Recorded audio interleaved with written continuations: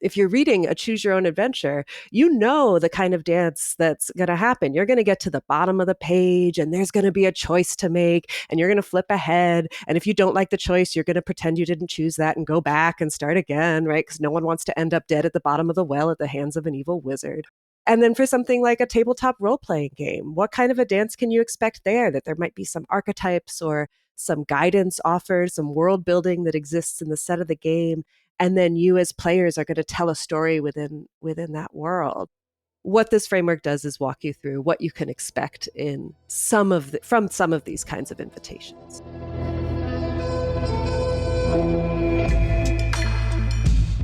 Hello and welcome to the Human Restoration Project podcast. My name is Nick Covington. Before we get started, I wanted to let you know that this episode is brought to you by our supporters, three of whom are Alexander Gruber, Julia Valenti, and Skylar Prim. Thank you so much for your ongoing support. We're proud to have hosted hundreds of hours of incredible ad-free conversations over the years. So if you haven't yet, consider liking and leaving a review in your podcast app to help us reach more listeners. And of course, you can learn more about Human Restoration Project on our website, humanrestorationproject.org, and connect with us everywhere on social media. Most of us probably experienced a homogeneous version of literacy in our English classes. Read a book, answer a few questions along the way, and compose an essay at the end about how we viewed a key theme. Rinse and repeat. And in our current age of high-stakes testing and high-stakes literacy, some kids are lucky to ever encounter a book at all. However, those same students are also surrounded by the narratives and themes of English class, in the messages they send and receive, and in the virtual communities they participate in, the media they consume and discuss with their friends, and in the video games they play for hours on end. The goal of my guest today is to expand our vision of what that English class could be and induct students into something of an animistic perspective of literacy, as you heard from one guest in the opening. That the narratives and themes of English class are everywhere for those equipped to see them as such. Their reader-player interactivity framework aims to give teachers and students the tools and confidence to do just that. Their paper, linked in the show notes, is a collaboration between Karis Jones, Brady Nash, Virginia Killian Lund, Scott Storm, Alex Corbett, Beth Crone, and Trevor Aleo, of which Karis, Brady, Virginia, and Trevor join me for this conversation. Hi, I am Trevor Aleo. I am a high school English teacher in Fairfield, Connecticut. I'm also an adjunct lecturer at Empire State University, where I teach English methods courses. Hello, everybody. I am Karis Jones, and I'm an assistant professor at Baylor University, where I teach secondary English education. I'll pass it to Virginia. Hi, I'm Virginia Killian Lund, and I'm an assistant professor at the College of Education at the University of Rhode Island. Hey, everybody. I'm Brady Nash. I'm an assistant professor of English education at the University of Florida. Thank you all so much for taking the time to talk with us today about this paper. I don't know the timeline for its official public release, but perhaps we can deliver one to our audience so they can use it as a companion podcast while they're reading alongside it. But the title is The Reader-Player Interactivity Framework, asking the question, how do readers navigate diverse varieties of narrative texts? And as listeners can probably tell, we've assembled something of an Avengers-like team to address this topic. And I'm really just curious, what's the story behind this collaboration? How did you all come together to discuss this topic together? It started from, I was talking with somebody else the other day, and she said, first I got frustrated, and then I got curious. And I think that starts a lot of my projects. But I noticed that the way that people had been talking about video game stories was often, it was as if they used the term interactive. They'd say the stories are interactive and then proceed to say things that I found really sort of broad and inaccurate. So they would say, and you can do anything that you want. There's no real story in games. It's just that, the player just makes up whatever they want to happen. And I was thinking, yeah, that's not really how it works. There's a lot of constraints on it. There's a lot of variety. There's a lot of different ways stories can work. And so I started to think up, how could we have, as teachers or just as people who engage with stories, some better language, some more specific language for thinking about, what does it mean for us to interact with the story? What does it mean to call a story interactive? and thinking at the time, I was also trying to teach some video games in my English classroom and experiencing some of the challenges of working with what for me was a new medium in the classroom. And then as I thought about it, I thought, there's lots of other kinds of stories that I'm not as familiar with that some of my brilliant friends are familiar with and they've done research on. And so I sort of started, I think, talking with Karis, and then we sort of put together like some invitations to other people who we know had done really innovative things in the classroom or really innovative work with research in their universities. So we could sort of expand and think about this together in terms of how do people interact with stories like, Dungeons and Dragons games or, choose your own adventure books. And what are all the different ways in which when we as people read stories, we sort of shape them or have a role in the way that they play out. So, Karis in Virginia, I mean, Brady set that up so well. What was it about your research background and the work that you were doing that drew you to Brady's invitation to collaborate on this reader-player interactivity? Something that we had been doing kind of in parallel is also thinking about games. So Virginia and I lead a group called the Critical Gaming Literacy Study Group. And in this group, we were thinking about how to support teachers with understanding different types of games, kind of like what Brady was talking about. Like some games have a set narrative, but some games have different endings that you can choose. And like, how do you as a teacher make sense of it? I even remember, Virginia, us doing some mapping where we were like, okay, this game is similar to like a primer, or like this game is similar to a choose your own adventure story. And we were just trying to help teachers comprehend the variety of games that there are and how you might use them in your classroom. I'll pass it over to Virginia to keep building. Yeah, and I think in terms of supporting our research, that work that Karis and I were looking at, how do we bring not just games but stories that are told maybe in a less traditional way, from what people are used to in the English classroom. We're looking to bring those into our research, into practice. And in the same way that Brady said, you move from frustration to curiosity, we didn't have a language to put to some of this nuance that we were seeing in the text we were looking at. And we kept saying, oh gosh, I wish there was something we could cite. I wish there was something we could cite that would be a shorthand for people to help them understand these texts. And in the absence of that, we got together and made it. So is it the idea then that there are already teachers at all levels, K through higher education, who are engaged in trying to teach interactive stories or bring in game-based learning, or I've learned this word through my friendship with Trevor here, but like those multimodal literacies are already in practice. And so was this reader-player interactivity framework a way to give teachers that language, I don't know, to help justify, to help support, to help bring in more of those practices? Because I imagine the literature to support the business as usual or sort of the typical experience of an English class is pretty robust. Is that sort of a motivation that you all had in this? Yeah, I think absolutely. I think making sure that we're both supporting the work that's already out there and offering opportunities for people to step into work they might be curious about with a little more backbone behind what they're doing, a little more confidence in how they could approach different types of texts. And Trevor, what is it about your background that brings you into this project? Yeah, so I definitely have interest in game-based literacies, but I'm not as steeped in the literature as Karis, Brady, Virginia, and some of the other members on our team. But what I'm really interested in is the portability of some of these models or frames when it comes to thinking about interactivity. And how can we take them and offer them, and I think the phrasing we used was invitations, right? As invitations for new forms of interactivity, even if you are working in a curricular context where you're kind of constrained in the textual choices that you can have. So one of the things that I think was a big priority for us, and this will come out more when we do some follow-up practitioner-focused research and writing, is that this framework has something to offer you if you are in an incredibly innovative context where you are, designing games and creating your own kind of narratives and like an interdisciplinary course. But also, and was a something that I was wanting to emphasize, and that everyone else was as well. If you are in a more constrained context where you maybe have limited choice, how can you still, borrow and remix some of these invitations for interactivity?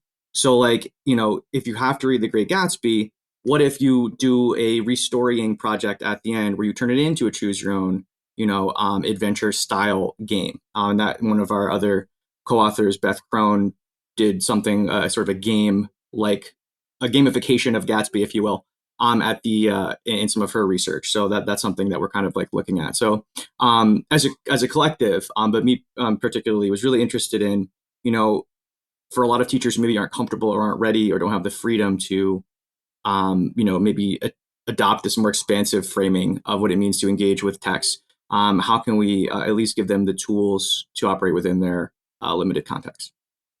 And that word expansive is exactly what was on the tip of my tongue while when you were all speaking here, because as I was going back through here, I caught that word invitation too in the paper. It reads, this framework details these 6 invitations readers take up through varying forms of narrative media. And then you list some of these things: novels and poems, which I would associate more with like a business as usual or the typical classroom; video games, as Brady had mentioned here, those choose your own adventure texts; tabletop story games, sort of like a Dungeons and Dragons type thing. An invitation to these types of interactions range from physical touch to mental imagination to reader authored shifts and stories. And perhaps this is a good time to build a bridge into that framework. And there's a lot of different moving parts in this lily pad petaled diagram that, again, I'm sure we'll share with our listeners here. But who can give us sort of the Cliff's Notes thing here? Who could explain it like I'm 5? Since I often think like I'm 5, I will explain like we're 5 here.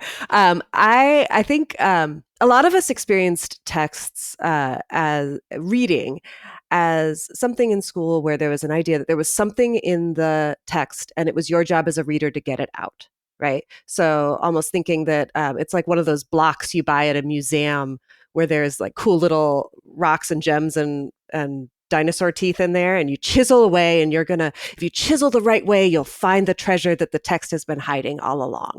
And our work is built on actually like some reasonably old last century scholarship from Louise Rosenblatt that says, no, like reading is not about chiseling away to find something that already lives in the text. It's about a transaction between the reader and the text, or the you are bringing what you're bringing your experience to the text, and as you're reading, you and the text are making some meaning together.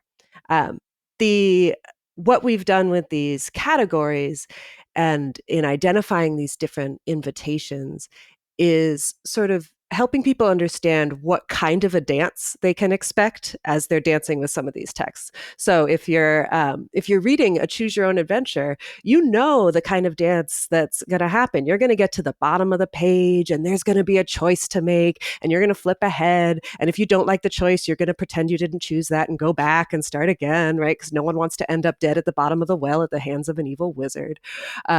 So maybe you do. Karis is like, maybe I do. I don't know. And then for something like a tabletop role-playing game, what kind of a dance can you expect there? That there might be some archetypes or some guidance offered, some world building that exists in the set of the game, and then you as players are going to tell a story within that world. And to Brady's point earlier about this idea that video games are not equally interactive, what I can do in a Legend of Zelda game is very different from what I can do in one of these kind of choice-based games that, like, some people call some of these games like a walking simulator, where you kind of go through and participate in conversations and make a choice. Like, I could spend all day in Legends of Zelda, picking flowers and throwing birds off a cliff if I want. But other games are going to have more guidance. So what this framework does is walk you through what you can expect in from some of these kinds of invitations. Who wants to tackle the idea of explaining a visual chart to people who would be listening to an audio podcast? Does somebody want to tackle the big rocks, the big petals of that for us?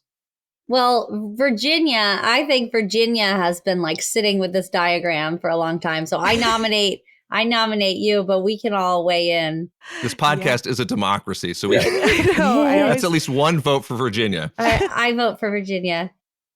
Let's start with like that core. What to you is like the essence of that, and then we can work around the edges to those different components for sure. I could talk about the physical and embodied interaction, actually. Physical embodied interaction. I feel very strongly about it. I was telling Virginia, I don't know why. This wasn't something that I thought I was going to feel so strongly about. But you were drawn to it. Yeah, I was. You were drawn to it. So as we were thinking about text and how we interact with text, there were a couple of big shifts we started making in the ways that we talked about this. So one was we had started off kind of thinking about making a taxonomy of which texts are more interactive and which texts are less interactive. And actually our team had kind of a big reckoning with this. And we ended up with this very different idea that actually all texts are interactive. There aren't texts that are like more interactive than others because all texts need to be interpreted by readers.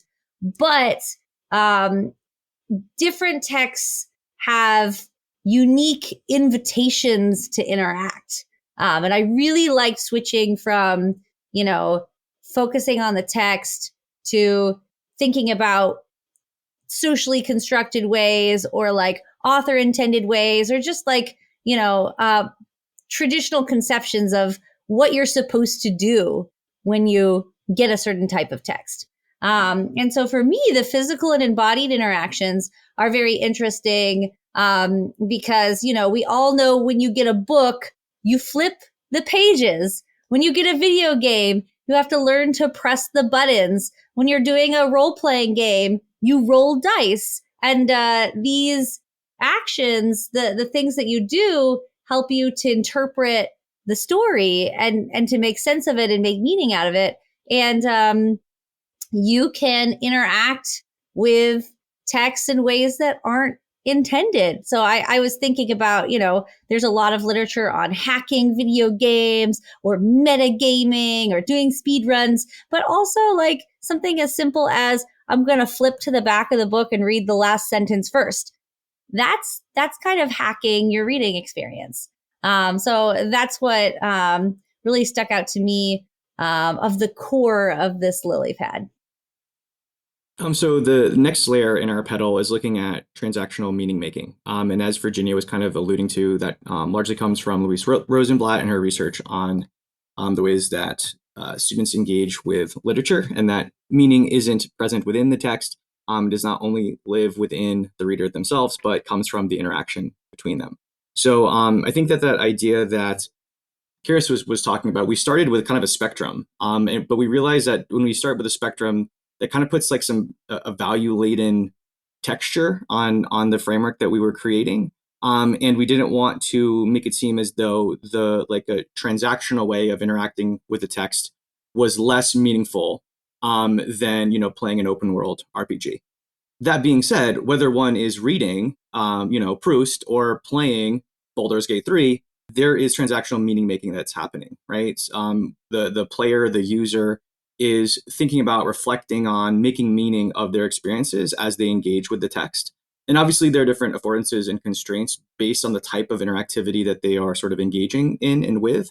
But we really wanted to put forward the idea that, no matter how innovative or traditional the type or form of text that a user is engaging with, they have agency and should be afforded agency in the classroom to construct that meaning through the transaction that they have with the text. So again, that kind of speaks to my point earlier about the portability of this framework and really kind of like treating the types and forms of interactivities that exist in games as invitations for classroom teachers to bring into their classroom. And we wanted to really root that in something that was a lot of English teachers are kind of steeped in already, which is this idea of transactional meaning making from Rosenblatt.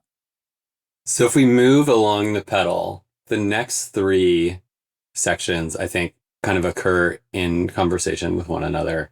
And this is where we start to get into things that you see more commonly in games, and that are just more obvious to be able to note in those. So I'll use video games as examples to kind of illustrate these, although in the larger paper, we talk about some different kinds of texts that commonly invite these as well. So the next one is navigating and wayfinding.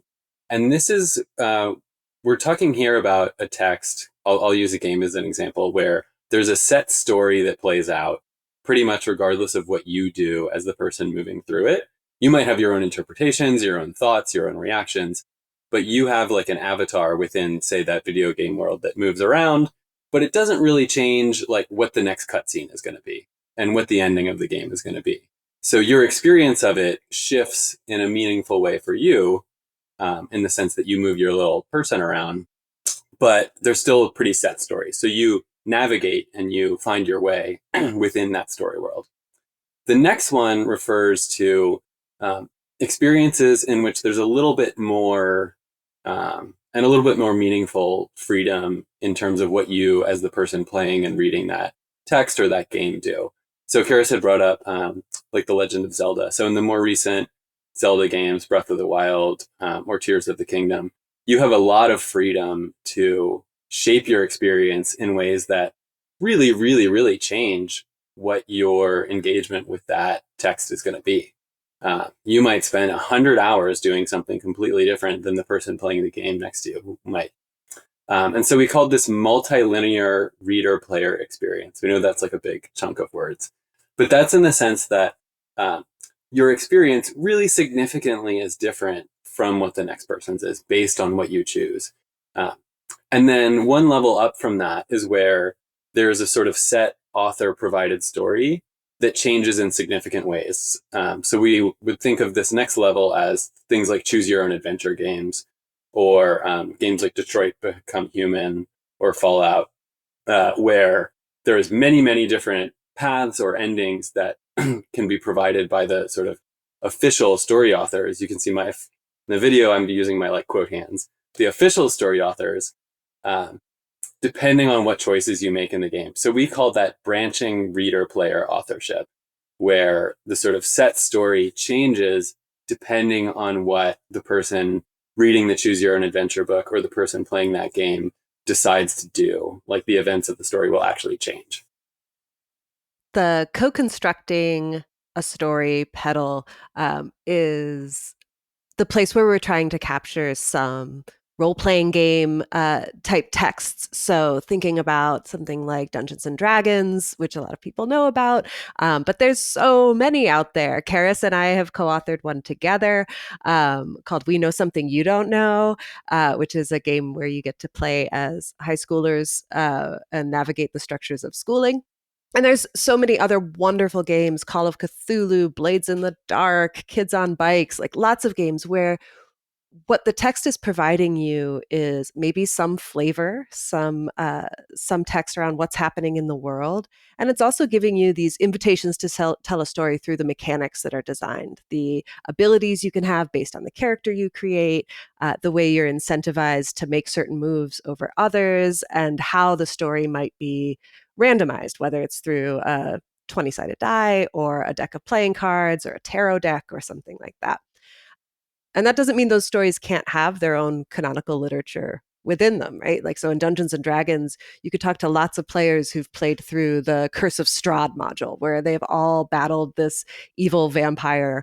And every party, every group of friends who've played that game have had some touch points in common, but have also taken the story in their own direction. So they'll have their own experience of how that story played out and turned out for them and their collaborators.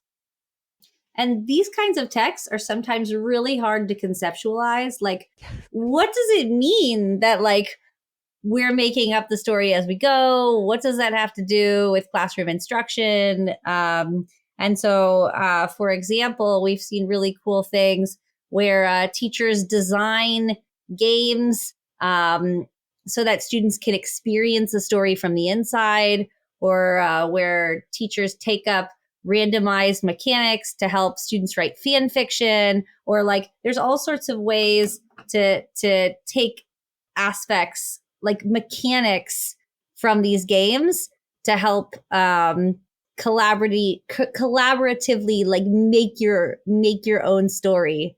And so we just were really struck by how cool that was and how different it is from, thinking about a book the way we traditionally do.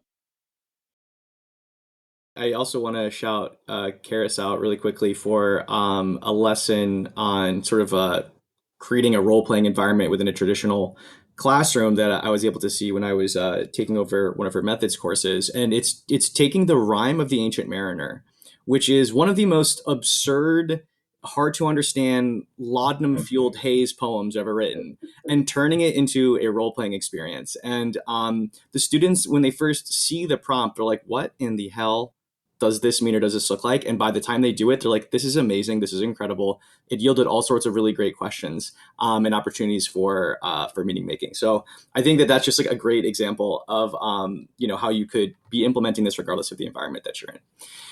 So shifting to the final, it's not even a petal. I suppose this is the lily pad upon which all of these transactions sit, is the fact that all of the different moves and mechanics that are listed and discussed in this framework are socioculturally constructed and mediated by the different communities that sort of produce, share, and use them. I feel like we should summon Scott's spirit to talk about this because it was something that he really emphasized when we were on our calls, one of our co-authors. That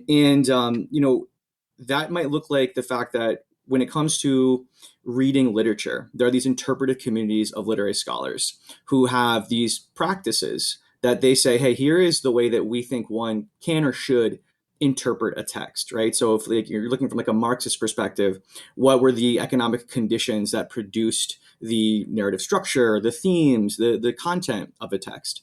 Or if you are looking at it from a psychoanalytic perspective, what are the characters' desires and drives? And how can you use that to sort of theorize what is happening psychologically within a character? But in kind of a similar tangential way, the idea of a speed run through a video game is something that a community of gamers created. That's an alternate form of interactivity that maybe goes against, or at least isn't totally in alignment with, the creator of that game's vision for how one should interact with it, right? The same way that an author isn't typically creating a work with those interpretive communities practices in mind, right? They're telling a story, and maybe they're aware of those interpretive communities. But I think that just understanding that whether it is the mechanics of a game or it is the practices of literary scholars, all of these ways of interacting with text are socially and culturally constructed, and that means they're up for negotiation, they're up for debate, they're up for remixing and play, which is really what we want teachers to be taking away from this, and researchers as well, is how can we think about and take up some of these practices that may be present in one community and bring them into the classroom. And so just really centering the sort of the situated social and cultural aspects of these practices was really key for us. That the one thing that I wanted to say, building on Trevor, is just that we want to invite teachers to mess around and remix these practices. Think about reading a book in the way that you might hack a video game.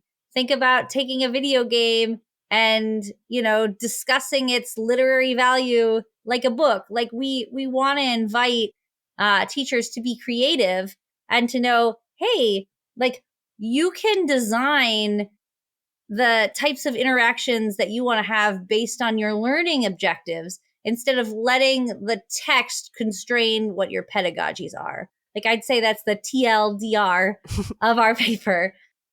Oh, sorry, Karis. I was just going to hop onto that to also say, recognizing the things you're already doing are already part of a socially constructed practice. So when I read a book on my own, I'm an adult. No one's making me read novels anymore, but I still do it because I choose it. And when I get to the end of them, I never answer a series of 3 questions of increasing complexity on the Bloom scale and then write a 5-paragraph response to each, right? I just don't do that. And yet that's often how we ask young people to engage with texts, to perform their understanding for us or to demonstrate what they've learned or their growth.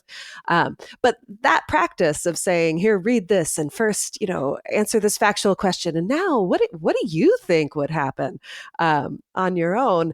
That's a norm within the practice of reading in the context of school.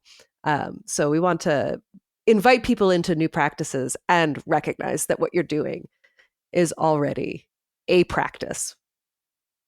Brady, I feel like you should say something so we get all of us. Yeah, you started it off. We got a bookend with Brady at the beginning and at the end here. I also am wondering if we should mention, Brady, that the lily pad might not make it into the final version. No, it's like it's the whole thing. Well, it'll it's still gonna be make there. it. It's gonna be a different color. It's gonna be a different It won't be color. called a lily pad. Yes. It still looks like a lily pad. It still looks like a lily pad. We know. If you know, you know. Yeah. They didn't want us to call it a lily pad in the published version. Okay.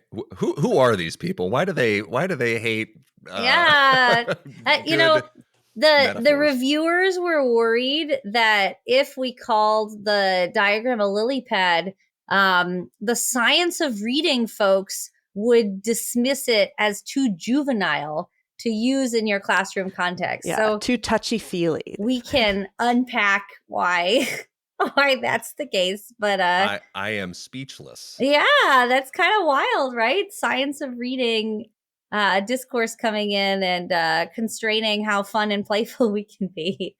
Particularly in the context of, again, I wrote down a bunch of these words like just portability, invitations, the meaning making, the dancing together, right? There are all these opportunities to expand our vision of literacy, and they just want to keep stuffing it back into, some sort of box. And perhaps that's a good bridge again to build into like that translation into classroom practice, because I'm trying to situate it here. I mean, not just in the context of a science of reading, but we've seen huge declines in adults and students alike who are reading for fun or for pleasure outside of school, alongside the declines in test scores, I guess, for better or worse, or for what those things are worth. It just seems like those schoolish visions of literacy aren't really capturing the kinds of things that adults and kids alike are like engaged with, right? Gaming is one of the biggest industries in the whole world, right? And you're engaging with text and embodied interactions and decision making all the time in there. And part of me wonders too if this invitation isn't a way to catch more of those kids and adults who don't think they're engaging in literacies when they are playing video games, and don't think they're engaging in literacies when they're at the tabletop either. And I think something like this actively helps draw more people into, the club of literacy, of people who think and talk and model it in these big, expansive ways. And that's sort of a question that I want to ask you all here. Like, why does this idea matter so much now? As I read through the paper, I felt, the power in that, in those metaphors and the analogies and that model that you were building here. But why might this be helpful for classroom teachers to understand, to help expand their own practice? I can sort of piggyback on what you were thinking about. I was really picking up what you were putting down, because I think, right, we talk about like people don't read as much anymore, people don't write as much anymore. If we think about like, do people communicate less? Are they engaged less with stories? Are there no stories out there in the world? And I think we would say like, no, there's plenty of stories. There's more types of them, at least like readily available in the kind of text that we're talking about than there were in the past. And we might say like, yeah, well, they're texting instead of writing. And, we were watching TV instead of reading. And maybe you say, well, I don't like that. I want young people to be reading books. I want them to be doing these other things. But it doesn't change the world. Like, if it's my desire or another teacher's desire, it doesn't change the world in which we exist. And I think one of the assumptions that we're bringing to this is that regardless of the way that you then think about like how I want to teach my class, based on the world that exists, that we still have to recognize that it exists out there, and that there's value in paying attention to and being curious about all the different kinds of stories that our students are exposed to, and then teaching them, engaging them in these kinds of stories, and teaching strategies for thinking about them critically in ways that are going to more readily apply and transfer to the world that exists outside of school. So, we talked a lot about how we think all texts are interactive, and we think that there's a lot of interactivity that's involved in reading a novel. At the same time, the way that we engage with not just stories, but information in general, has changed a lot over the last 25 years. And we think that attending to the changes in the way that, say, social media has become more interactive, or news media has become more interactive in the way that you can share it and respond to it, or the way that you're like jumping around from text to text to text, is something that we need to address in the way that we think about English classrooms. And the way that we've traditionally done that in English classrooms is to use stories and narratives as sort of simulations through which we then think about the world, and we think about other human beings, and we think about the big issues that impact us. And so when we're thinking about why look at, role-playing games, why look at video games, why think about these different kinds of stories, partly it's because they are narrative versions of the way that we're seeing all information media shift.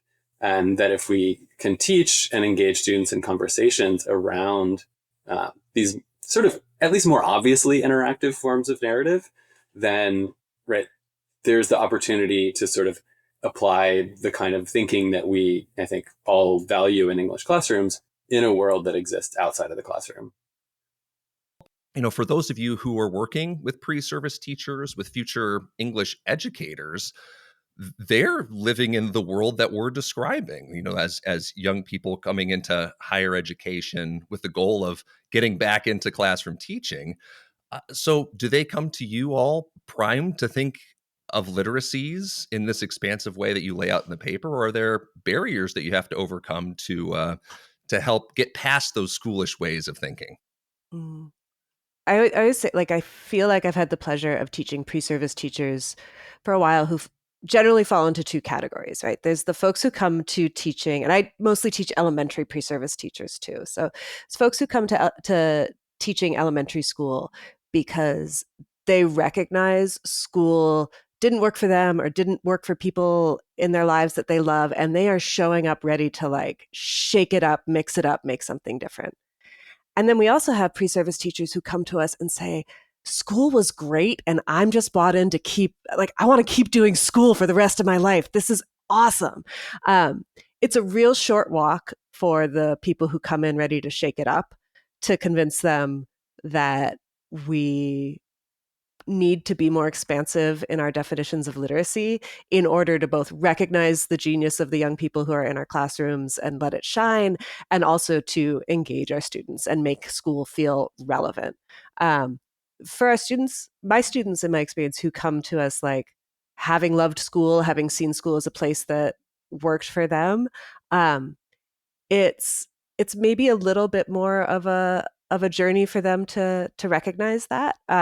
But also, once they are spending a lot of time in their classrooms with their clinical educators in their practical experiences, I think they're often seeing, that there is a need to meet more students where they're at, rather than just the ones who are going to end up loving school pretty much no matter what you do, right? That there's some who are just going to love it, whatever is happening.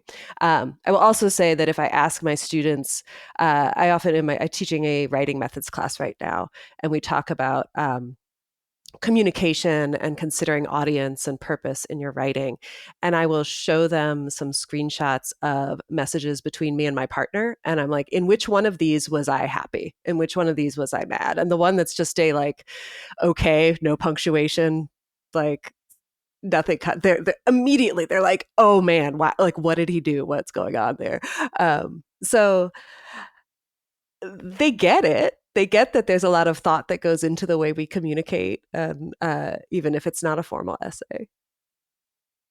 My students have not come in necessarily with these ideas for the most part, coming in saying yeah, let's expand literacy and use all these things, but take readily to it. They're excited by the idea. These are students preparing to be middle and high school teachers. But then I think there's another component, part of which is accurate and part of which is inaccurate, where there's the belief that none of this is possible. And I think there's a lot of reasons to believe that it's not possible. There are a lot of restrictions on what teachers are able to do and barriers that get in the way. But I think they also have some ideas about like, it's like they think it's like, oh, it's the law to teach Romeo and Juliet and assign a test to it. You're like, you're just required to do that in every school, right? And you're like, no, like you do have more freedom than I think some of the beliefs that they might imagine. And then in other ways, like those constraints are very real. So I think there's sort of a dance between those, the desire to do more and then some of the limitations. I've been working with Dr. Emily Schindler at the San Diego Comic-Con Museum. And so we think about this a lot, like as teachers go into comic conventions or fandoms, what kind of fan literacies do they have themselves? And then how do you make sense of that? Like what you're doing yourself and your own personal literacies and what you're doing in the class. And I loved one of our teachers in our program talked about having two different identities, his Superman identity, like when he's in fandoms, and then his Clark Kent identity when he's in the classroom. And so what we're helping teachers to do is to kind of move fluidly across these different personas and figure out how they integrate instead of having them be so separate. So that was my 2 cents. Yeah, and I think that particularly in the secondary pre-service spaces, there is, I think our students come sort of with these prepackaged ideas, and then they get really reified in some of the student teaching experiences that they have. That what is actually an aesthetic argument about what something is intellectually rigorous or rich is. It feels like a cognitive or an intellectual argument, but the thing I keep going back to is there is nothing inherently kiddie or childish about like sticky notes or about like a video game, but there is this aesthetic sense that the only way intellectually rigorous work can happen is when people are sitting with like a quill pen and like a tome of Shakespeare. And I think that like again, there's just this conflation between aesthetics and actual like what the actual work is. And I think that helping teachers see, understand, and experience intellectually enriching and provocative ways of interacting with different types of texts is a way to help them see, oh, wait, just because, my students are engaging with a video game doesn't mean that they leave their literary sensibilities at the door, right? We can, play any Hideo Kojima game and you are going to have a rich narrative experience that is more complex than a lot of novels that I've read. So you can still have a sophisticated intellectual argument if you even want to bother with thinking about those as worthwhile pursuits.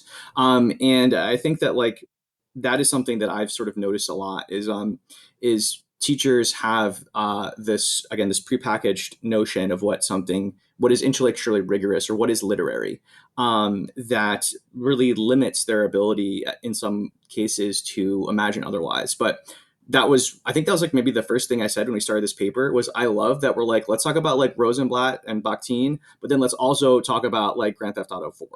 I love that, like we got to do both because too many teachers see game-based thing A, B, or C, and like I could never do that. Or too many teachers are sort of stuck in a traditionalist paradigm about what it means to interact with text, and they're like, oh, I would never bother with that game stuff because that's not intellectually rich or complex.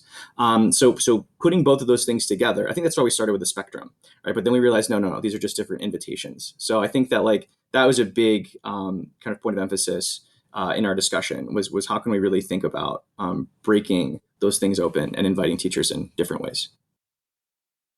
What we've been speaking to is a world of schoolish literacy that has been sort of built by gatekeeping and the consequences that we've seen in the declines in readership and comprehension sort of parallel to each other here are the result of the gatekeeping, the schoolish literacies. And I appreciate y'all's expansive view of this. Could we, I wonder for listeners here too, who are curious about integrating some of these ideas into their classroom practice, you all are building this reader-player interactivity framework.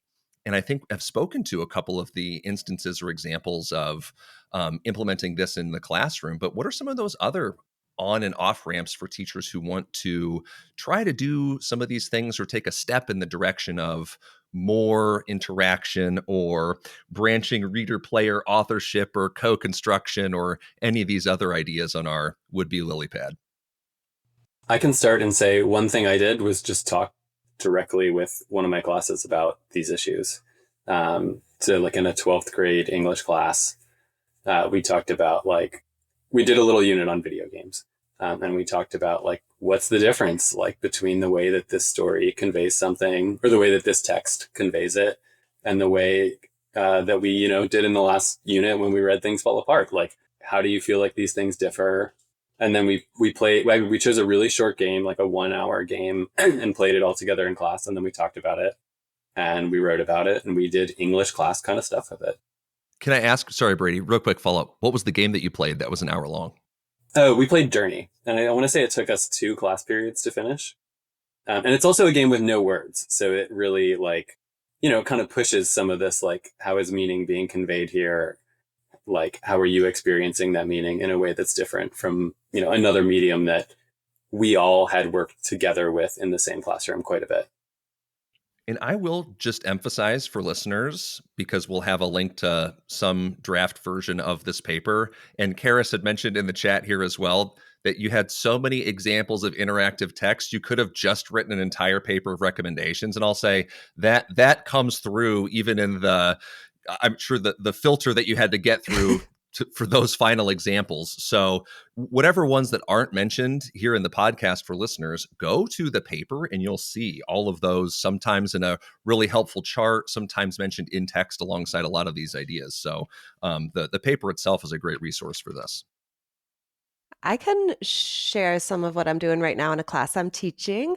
So I am teaching a honors freshman seminar at the University of Rhode Island, and the brief I got for the course is to teach. The students need to do project-based learning, and they need to do collaboration, and they need to tackle and learn about wicked problems with local manifestations, global impact, and no easy solutions.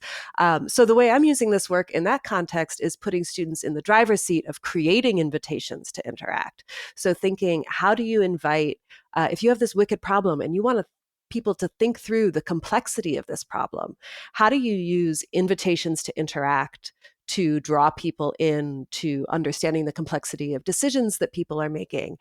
So I have students who are designing they are designing an interactive experience that encourages people to think about animal testing.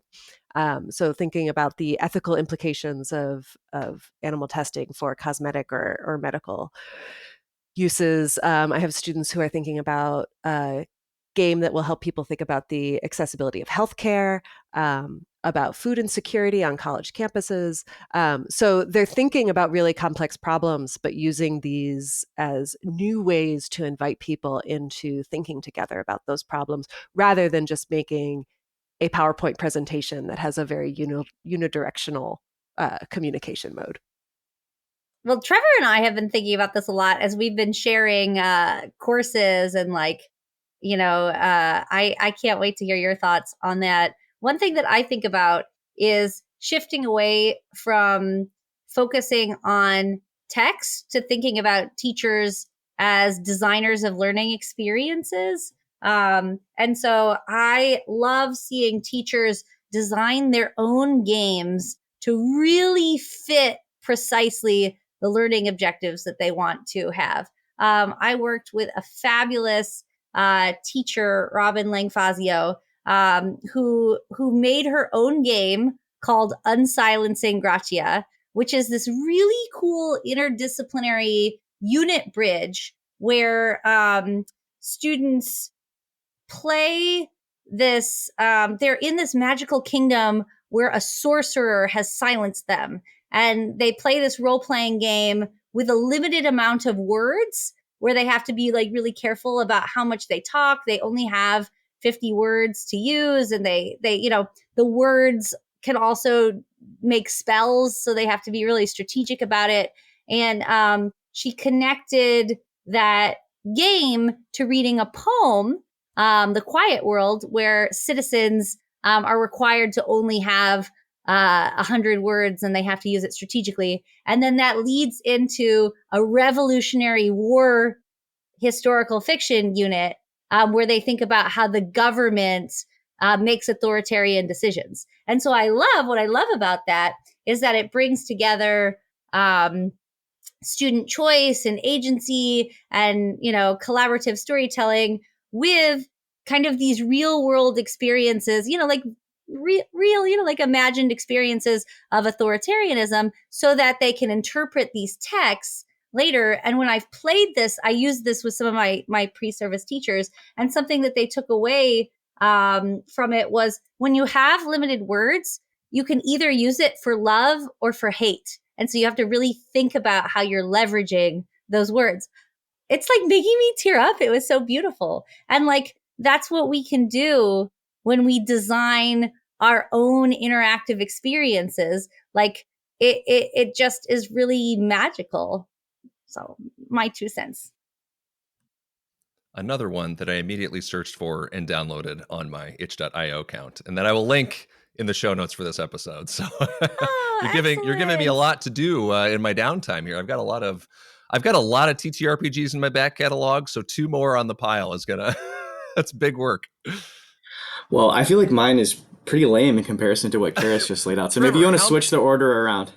How many games have you designed lately? Come on, slacker. So I'd say that in my work, I'm focused on giving students agency and opportunities to take the forms of interactivity and the genres and the sort of aesthetic communicative practices from their sort of digital world and bring them into the classroom. So, we had a assignment where students had to pick 2 or 3 texts that we read over the course of the year and put them into dialogue with each other, and then make some form of short form media in order to do that. So it ended up kind of becoming an interesting restorying project for 2 students who took 2 female characters in the novels that we'd read who had sort of been marginalized, and put them into dialogue with each other. And they had them do a get ready with me, which is like a form or a genre that my students are really into. And they did a get ready with me with these 2 characters. And then while they were doing the get ready with me, they were talking about ways that they could have handled their situation differently in the novel, as a way to like sort of reclaim that character's agency. So when they materialize back into the text that they sort of emerged from, they would be able to make different choices. So just a really good example of, even in a class where you have a set text where you're engaging with, you're thinking about, how do my students interact and communicate with each other? And how can I lean on and invite them to take those practices, those forms of interactivity, those forms of participation that they're doing in the sort of communities that they're already in, and have them use that as a way, a new vehicle to engage in literary interpretation. So not quite inventing a historical fiction branching game, but really thinking about what are the affordances of our students' own aesthetic and discursive and fan practices and literacies, and how can we help them live in the classroom alongside, works that we're reading. No, and I think all of these are such great examples at differing depths of entry, different points of entry for people who are could be a long ways through their career and are looking to maybe take some steps in that direction. I think we've outlined a lot of different paths for entry. Brady, go ahead. Yeah, I was going to say, similar to what you were saying, and just riffing off what Trevor was saying. I love, Trevor, that you were like, I'm doing really boring things, and then described like this super cool project and unit that we're all like totally jazzed about. Comparatively, Karis was pretty epic. What Karis described was pretty epic too. I loved everything everyone shared. But I think something that's important, if we're thinking about like, if someone read this paper and was like, what should I do with it? Like, I don't think that you have to come and like redesign your entire year right away to be filled with, all tabletop RPGs and like collaborative experiences that you personally like handcrafted for each one of your classes. Like, right. Like another way to think about it might be like, I'm teaching this book and I was going to be teaching it, but let me think a little bit more about like the role of each of my students in imagining that world. And are there some new opportunities for this to be a little more interactive? Or I've got 4 days between when they make us do this like standardized practice test in December and the end of the school year. Like, would I have an opportunity to try something out with a story that's a little bit more interactive? And would that be fun? And I think there are totally small, like there's small and big ways in which this might impact your class. And that depends totally on, what you've got going on, what you're interested in, what you've noticed your students being excited about. And I think there's no step like too small to not be worthwhile. I wonder if people are hearing this, they get excited. We'll link to papers and fully developed tabletop RPGs. But if people wanted to reach out to you all and say, hey, I heard something you said on this podcast, are you willing perhaps to share anything with listeners for how they might be able to get in touch with you? Absolutely. And one thing that we would love to do is have more people join our critical gaming literacy study group. Like if you want to be part of How that, do we do that, yeah, Karis? come join us. And we're coming out with a special issue, a critical gaming literacies, a collection of articles about ways that people have been expansively using gaming specifically in their classroom. So we'll have those examples for people. And yeah, and I think that anyone can contact us. I know some of us are active on Blue Sky. Some of us are inactive on Blue Sky. I will talk with anyone who emails me anytime about this stuff because it's very exciting to me. So reach out, tell us what you're doing. If people wanted to join that critical gaming literacy study group, how do they just search it? Is it they would reach out to me or Virginia and we could add them. It's a Google group, and we email out opportunities to be involved with things. We have conference presentations at various conferences that we'll keep people aware of. And it's just a cool opportunity to collaborate. Oh, wait, actually, Trevor, we have to plug Hack Your Stack. Oh yeah.